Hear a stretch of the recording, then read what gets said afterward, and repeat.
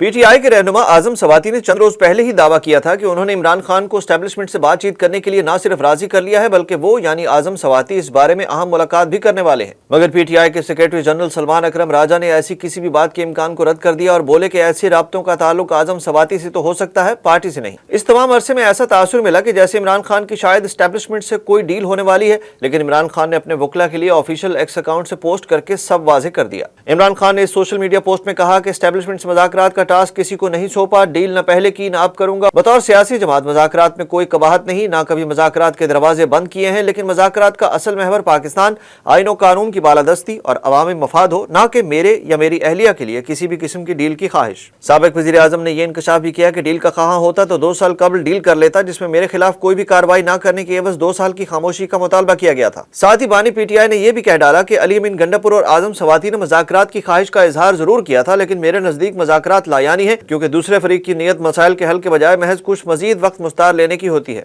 यानी एक जानिब इमरान खान जाती तौर पर समझते हैं कि मुज़ाकरात लायानी है, मगर साथ ही अपनी जमात से बातचीत के ख्वाह भी हैं और मुल्क में आईन और कानून की बालादस्ती चाहते हैं। दूसरी जानिब हुकूमत का कहना है कि इमरान खान या पार्टी को जो मिला इनके इक़दामात से मिला, सजाएं अदालत ने सुनाई, हुकूमत ने नहीं, तो यूं मुल्क में आइन भी काम कर रहा है और कानून भी। तो ऐसे में बानी PTI क्या चाहते हैं? मुज़ाकरात को लायानी समझते हैं तो फिर किससे और क्यों कर बात होगी? लेकिन वज़ीर आज़म के मुशीर राना सनाउल्लाह ने दावा किया है कि PTI का हुकूमत से कोई राब्ता नहीं और ना ही एस्टेब्लिशमेंट उनसे बात करना चाहती है।